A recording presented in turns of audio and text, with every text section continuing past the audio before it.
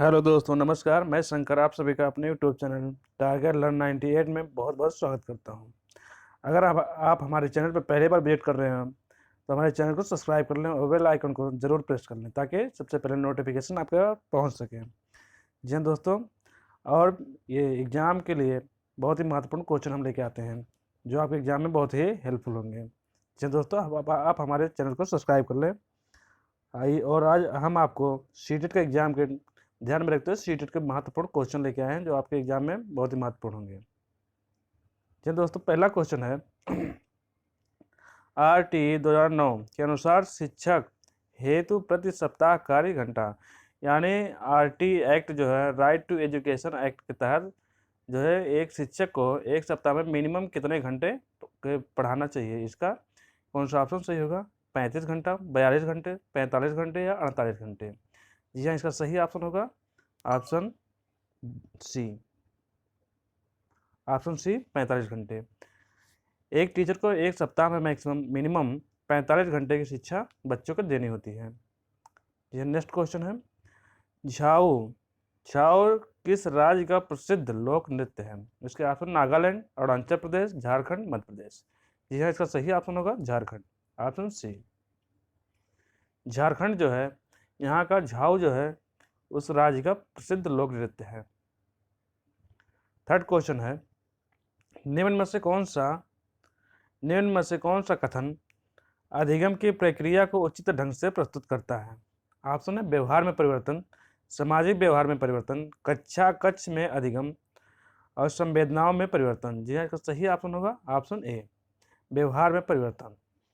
Option A जो है ये राइट है, ऑप्शन ए इज राइट। इसमें पूछा हुआ है कौन सा कथन है जो अधिगम की प्रक्रिया को उचित ढंग से प्रस्तुत करता है। तो जो बच्चों के व्यवहार में जो परिवर्तन होता है, बच्चों के व्यवहार यानी व्यवहार में परिवर्तन होता है, उसी का अधिगम मतलब बच्चा जो सीखता है उसी के अनुसार से व्यवहार में परिवर्तन होता है। नेक्स्ट क्वेश्चन है, चौथा क्वेश्चन है, उद्दीपक अनुक्रिया के मध्य साहचर्य स्थापित करने वाले प्रक्रम को कहते हैं, क्या कहते हैं? प्रेरणा, संवेग, अधिगम, संप्रत्यय। जी इसका सही ऑप्शन होगा ऑप्शन सी, अधिगम। ऑप्शन सी जो है ये राइट होगा, तीसरा ऑप्शन अधिगम इसका सही ऑप्शन होगा। चौथा क्वेश्चन है, बालकों का मुक्त एवं अनिवार्य शिक्षा अधिकार देश में कब लागू है? इसका ऑप्शन है, ये क्वेश्चन तो बहुत बार एग्जाम में पूछा गया है। 1 अप्रैल 2009, 1 अप्रैल 2010, 1 नवंबर 2009, 1 नवंबर 2010। जी हाँ, इसका सही ऑप्शन होगा 1 अप्रैल 2010। 1 अप्रैल 2010 को RT एक्ट और राइट टू एजुकेशन जो अधिनियम है ये इसको लागू किया गया 1 अप्रैल 2010 को। छठवां क्वेश्चन है, पुनरावृत्ति प्रश्न कहते हैं, यानी जो क्वेश्चन रिपीट होते हैं उसका क्या आशा से, किस उद्देश्य से दोबारा पुनरावृत्ति उनकी की जाती है? ऑप्शन है ज्ञान प्रदान करने हेतु, प्राप्त ज्ञान के उपयोग हेतु, विषय वस्तु को समझने हेतु, इनमें से कोई नहीं। जी हाँ, इसका सही ऑप्शन होगा ऑप्शन बी, प्राप्त ज्ञान के उपयोग हेतु, यानी बच्चा जो सीखा है उसका कैसे दोबारा उसी क्वेश्चन में उपयोग करेगा। इसका बी ऑप्शन जो है ये सही है, प्राप्त ज्ञान के उपयोग हेतु। सातवां क्वेश्चन है, डॉक्टर BS ब्लूम के मतानुसार निम्नांकित प्रक्रिया संबंधित है। मूल्यांकन प्रक्रिया जो है डॉक्टर BS ब्लूम के मतानुसार मूल्यांकन प्रक्रिया संबंधित है, मतलब इन सब शिक्षण विधियों से किससे संबंधित है? शिक्षण के उद्देश्य के, सीखने के अनुभव से, मूल्यांकन के साधन से या उपयुक्त में से सभी। जी हाँ, इसका सही ऑप्शन होगा ऑप्शन डी, ऑल ऑफ एवं, यानी उपयुक्त में से सभी। यह है BS ब्लूम के मतानुसार मूल्यांकन की प्रक्रिया जो है शिक्षण के उद्देश्यों से, सीखने के अनुभव से और मूल्यांकन इन तीनों से रिलेटेड है, इसलिए इसका थर्ड जो डी ऑप्शन है राइट है। आठवां क्वेश्चन है, पर्यावरण अध्ययन की कक्षा होनी चाहिए, पर्यावरण के अध्ययन की कक्षा होनी चाहिए, किस प्रकार से कक्षा होनी चाहिए? इसका ऑप्शन है गतिविधि आधारित कक्षा, पाठ्य पुस्तक पर आधारित कक्षा, केवल पाठ्य पुस्तक में दी गई गतिविधियों पर आधारित कक्षा, उपरोक्त में से सभी। जी हाँ, इसका सही ऑप्शन होगा गतिविधि आधारित कक्षा, यानी फर्स्ट ऑप्शन जो है ये राइट है, पहला ऑप्शन गतिविधि आधारित कक्षा जो है या पर्यावरण अध्ययन की कक्षा होनी चाहिए, यानी बच्चा जो गतिविधियाँ जो करता है, खेलता कूदता है और इधर अपने वातावरण में जो चीज़ देखता है उसी के अनुसार से सीखता है। इसका जो ए ऑप्शन है ये सही होगा। 9वां क्वेश्चन है, अंतर्राष्ट्रीय ओजोन दिवस कब मनाया जाता है? ये तो क्वेश्चन बहुतों बार आ चुका होगा, आप सबको भी पता होगा। ओजोन दिवस कब मनाया जाता है? ये 16 सितंबर को। इसका ए ऑप्शन जो है ये राइट है। नेक्स्ट क्वेश्चन है, प्रेक्षणात्मक अधिगम संप्रत्यय किसके द्वारा दिया गया? जो प्रेक्षणात्मक अधिगम है यह प्रत्यय किसके द्वारा दिया गया? टोलमैन, बेंड्यूरा, थॉर्नडाइक या कोहलर? जी हाँ, इसका सही ऑप्शन होगा बेंड्यूरा। ऑप्शन बी जो है ये राइट है। बेंड्यूरा के द्वारा प्रेक्षण अधिगम संप्रत्यय का सिद्धांत दिया गया। किसके द्वारा? बेंड्यूरा के द्वारा। नेक्स्ट क्वेश्चन है, माउंट एवरेस्ट को नेपाल में कहा जाता है? माउंट एवरेस्ट को नेपाल में किस नाम से जाना जाता है? इसके जो ऑप्शन है चोमो लुमांग, योरलुंग, जांगबो, सागरमाथा या शालिग्राम? जी हाँ, इसका सही ऑप्शन होगा ऑप्शन सी सागरमाथा।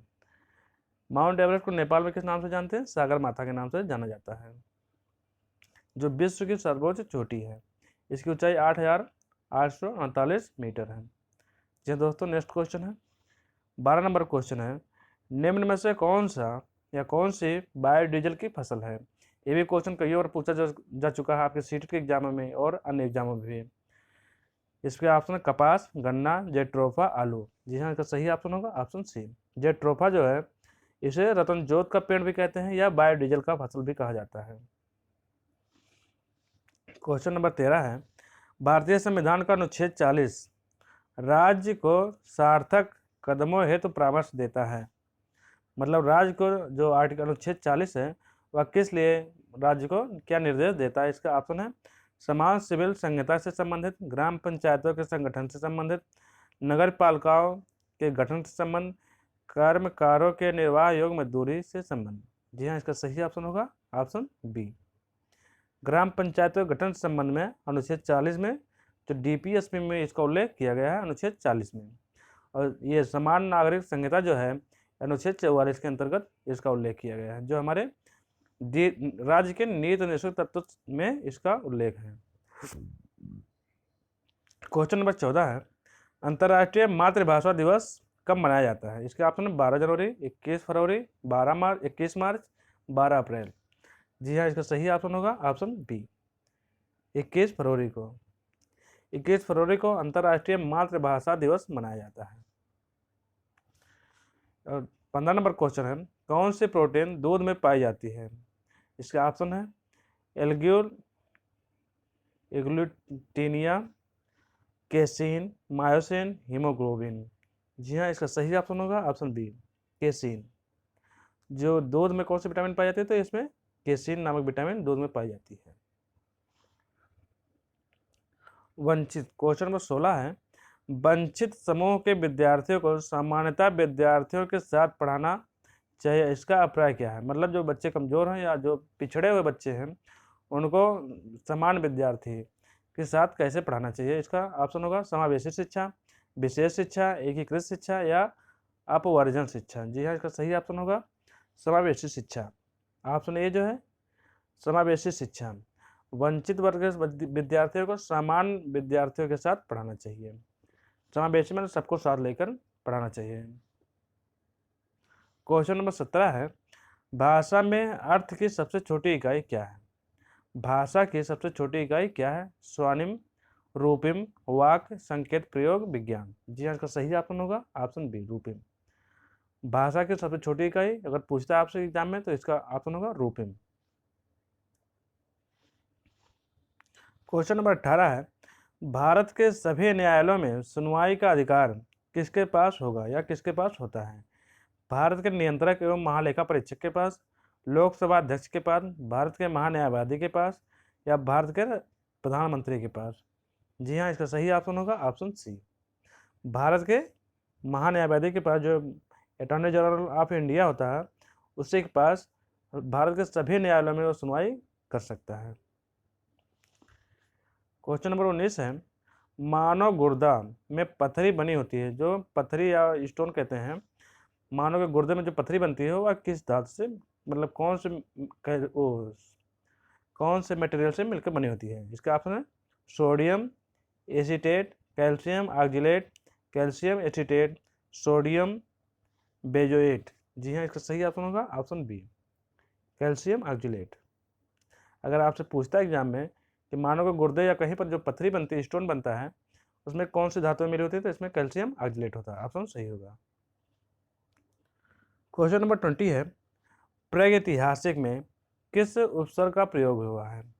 आप सब जानते हैं उपसर्ग क्या होता है? उपसर्ग जो शब्द के पहले आता है और प्रत्यय जो होता है वो बाद में आता है, उपसर्ग है। इसमें पूछा हुआ है प्रागैतिहासिक में कौन सा उपसर्ग का प्रयोग हुआ है? प्राग, प्राग, प्रागैतिक।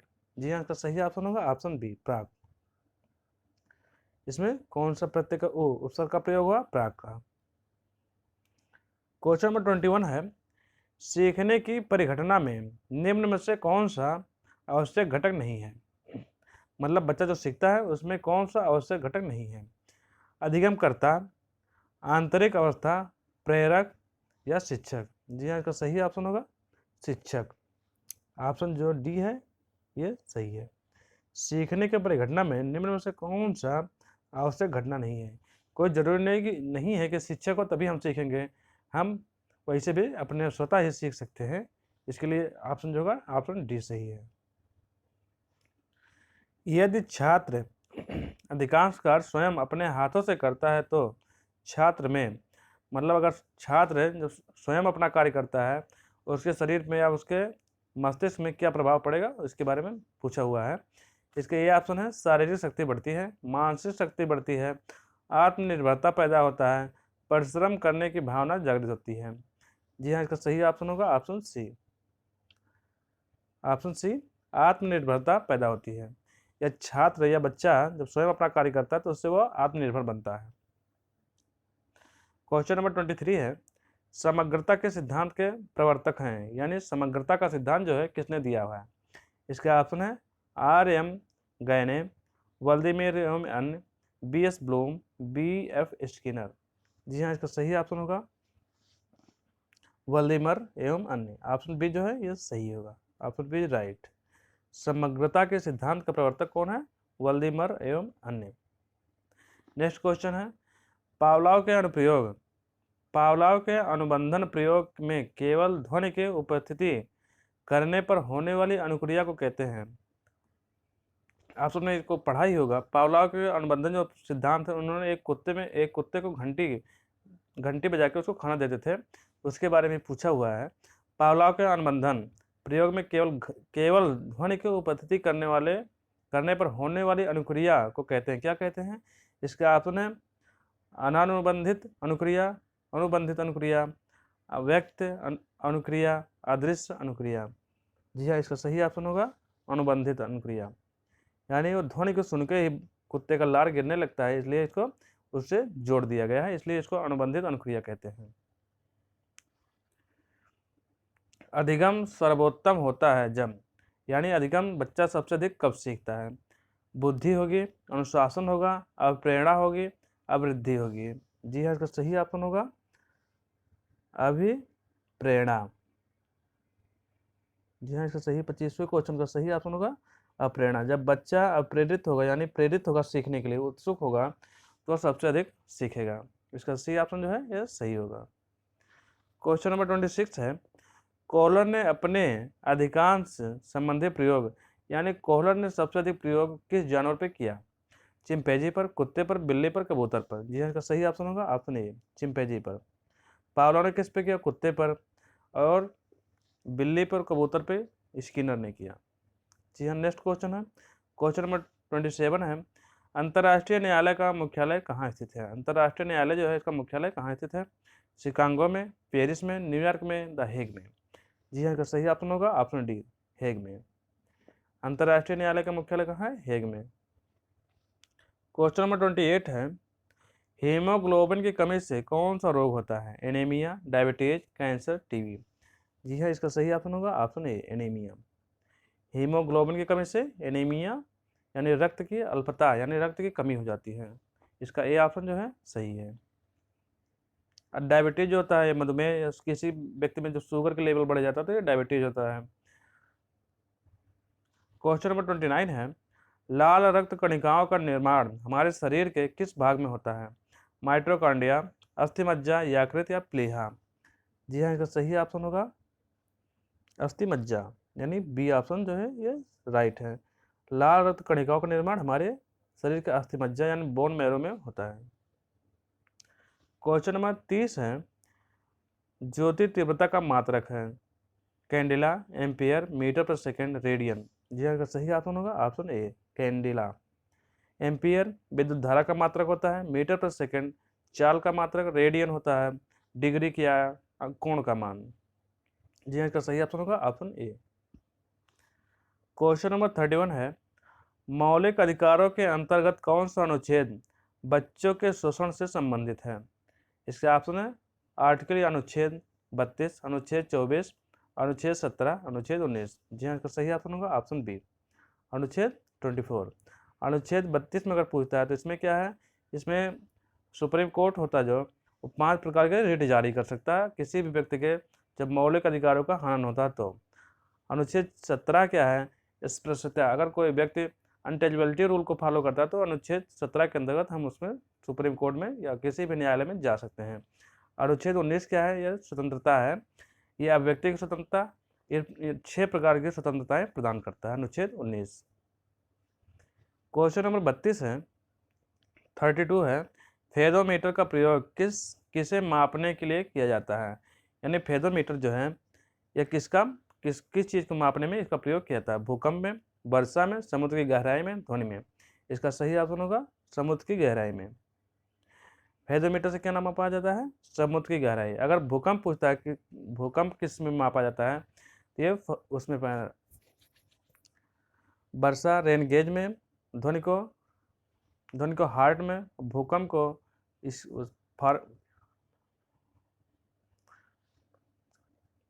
क्वेश्चन नंबर 33 है, पारिस्थितिक तंत्र की ऊर्जा पिरामिड होती है?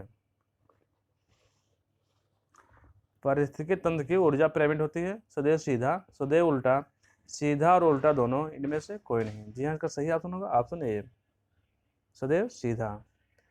पारिस्थितिक तंत्र की ऊर्जा पिरामिड जो होती है वह हमेशा सीधा होती है।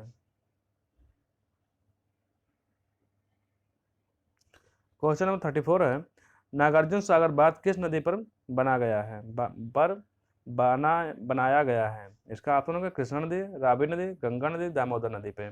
जी हाँ, इसका सही ऑप्शन होगा ऑप्शन ए कृष्णा नदी पर। नागार्जुन सागर बांध जो है किस नदी पर बनाया गया है? तो ये ऑप्शन होगा कृष्णा नदी पे जो आंध्र प्रदेश में है। क्वेश्चन नंबर 35 है, 52वें संविधान यानी 52वें संविधान संशोधन अधिनियम के द्वारा 1985 में कौन सी अनुसूची को भारतीय संविधान में शामिल किया गया? 9वीं अनुसूची, 10वीं अनुसूची, 11वीं अनुसूची, 12वीं अनुसूची? जी हाँ, इसका सही ऑप्शन होगा ऑप्शन बी 10वीं अनुसूची।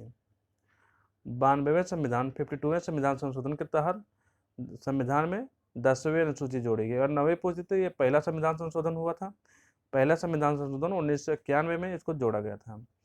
11वें और 12वें ये 1993 या 92 में जोड़ा गया, 73वें और 74वें संविधान संशोधन के तहत। इटाई रोग जल में किस धातु में घुल जाने से होता है? यानी इटाई रोग इसमें से जो ऑप्शन है आपके सामने, इनमें से किसकी कमी से या किसके जल में घुल मिल जाने से होता है? पारा, कैल्शियम, कैडमियम, इनमें से कोई नहीं। जी हाँ, इसका सही ऑप्शन होगा कैडमियम, ऑप्शन जो है सी। अगर आपके जल में अगर कैडमियम घुला हुआ तो इसे कौन सा रोग होता है? इटाई। क्वेश्चन नंबर 37 है, खड़ी बोली का प्रथम महाकाव्य कौन सा है? नीरजा, कामायनी, प्रियप्रवास, साकेत? जी हाँ, इसका सही ऑप्शन होगा प्रियप्रवास। प्रियप्रवास जो है खड़ी बोली का प्रथम महाकाव्य है। क्वेश्चन नंबर 38 है, निम्न में से कौन सी पुस्तक प्रेमचंद द्वारा लिखित नहीं है? रंगभूमि, कायाकल्प, प्रेमाश्रय, जय पराजय? जी हाँ, इसमें पूछा हुआ है मुंशी प्रेमचंद जो है इनके द्वारा कौन सी बुक नहीं लिखी गई है? रंगभूमि भी लिखी गई है, कायाकल्प भी लिखा गया है और प्रेमाश्रय भी लिखा गया है। ये किसके द्वारा? मुंशी प्रेमचंद के द्वारा। पर जय पराजय जो है इनके द्वारा ये नहीं लिखा गया। इसका ये ऑप्शन सही होगा, ऑप्शन डी जो है ये सही है। क्वेश्चन नंबर 39 है, ओलंपिक खेलों में रॉयल वर्कर कप किस खेल के लिए प्रदान किया जाता है? तैराकी, मुक्केबाजी, लंबी कूद, ऊंची कूद। जी हाँ, इसमें पूछा हुआ है ओलंपिक खेल में रॉयल वर्कर कप किस खेल के लिए दिया जाता है, तो इसका ऑप्शन होगा ऑप्शन बी, मुक्केबाजी में। कौन सा ऑप्शन? ऑप्शन बी जो है मुक्केबाजी में रॉयल वर्कर कप दिया जाता है ओलंपिक खेल में। जी हाँ, क्वेश्चन नंबर 14 40 नंबर पे है। मौलिक अधिकार के तहत शिक्षा का अधिकार किस संशोधन अधिनियम में पेश किया गया? 69वें संविधान संशोधन, 44वें संविधान संशोधन, 42वें संविधान संशोधन और 86वें संविधान संशोधन। जी हाँ, इसका सही ऑप्शन होगा 86वें संविधान संशोधन। ऑप्शन डी जो है इसका राइट है। ये क्वेश्चन तो सीटेड और यूपीटेड में बहुत बार पूछा जा चुका है। क्वेश्चन नंबर 41 है 41 है। निम्न में से कौन सा मूल्यांकन का सिद्धांत नहीं है? इसमें पूछा कौन सा बच्चों का जो मूल्यांकन किया जाता है उसमें इवेल्युएशन किया जाता है उसका सिद्धांत नहीं है। मूल्यांकन समग्र होना चाहिए, ठीक है। मूल्यांकन निरंतर होना चाहिए। मूल्यांकन संतुलित होना चाहिए। मूल्यांकन सार्वजनिक होना चाहिए। सार्वजनिक होना चाहिए, इसमें कौन सा पूछा है? ऑप्शन सिद्धांत नहीं है। मूल्यांकन जो है इसमें से किस आधार पे इसमें पूछा है? निम्न में से कौन सा मूल्यांकन का सिद्धांत नहीं है? मूल्यांकन का समग्र होना चाहिए, मैंने होलिस्टिक संपूर्ण रूप से होना चाहिए, सही है। मूल्यांकन का निरंतर होना चाहिए, ये भी ठीक है, दोनों ठीक है। मूल्यांकन संतुलित होना चाहिए, ये भी ठीक है। पर मूल्यांकन सार्वजनिक होना चाहिए, यानी सार्वजनिक नहीं होना चाहिए। इसका डी ऑप्शन जो है ये गलत है, बाकी तीनों सही है।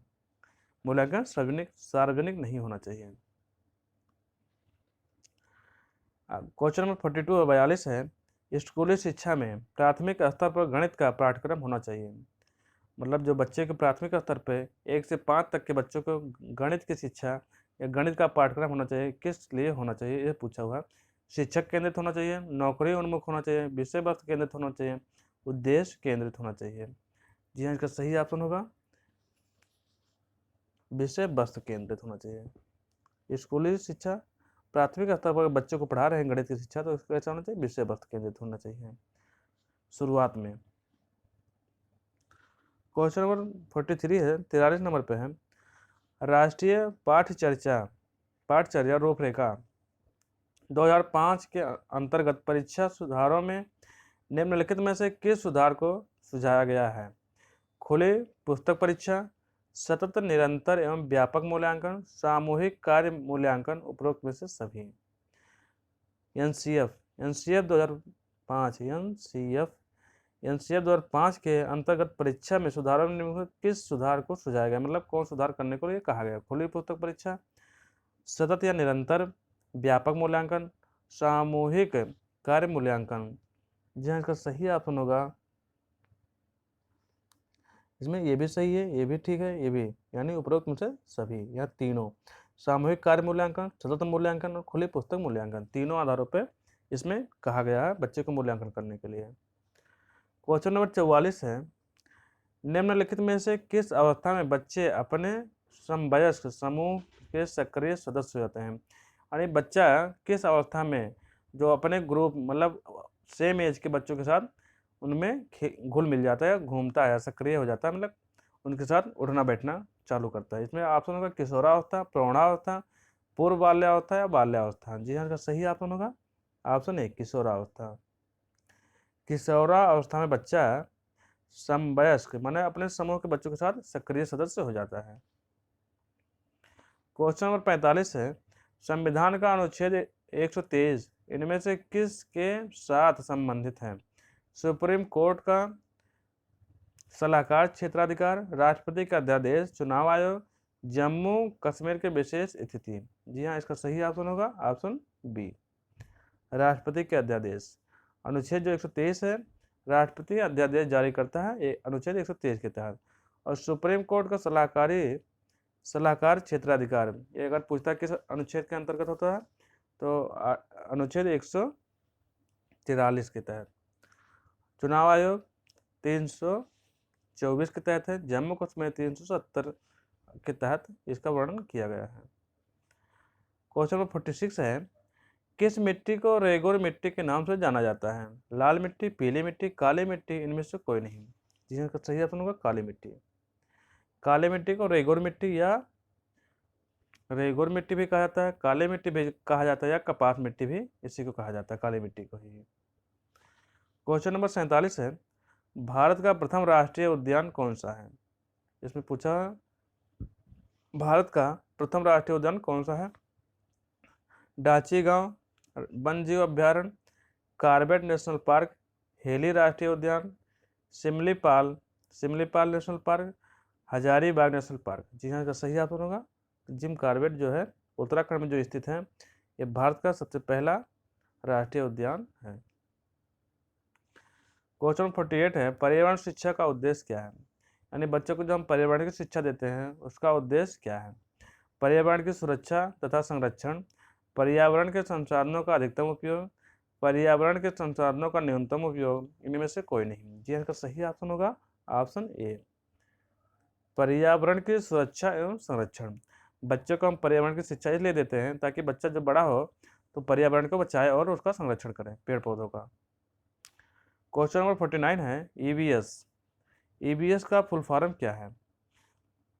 ईवीएस का फुल फॉर्म क्या है? Environmental science, environmental source, environmental study, environment skills. जी हाँ, का सही ऑप्शन होगा एनवायरमेंटल स्टडीज। ईवीएस का फुल फॉर्म क्या है? Environment study.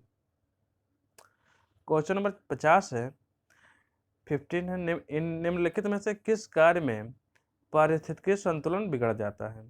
लकड़ी काटना, सामाजिक वानिकी, वन महोत्सव, वनारोपण।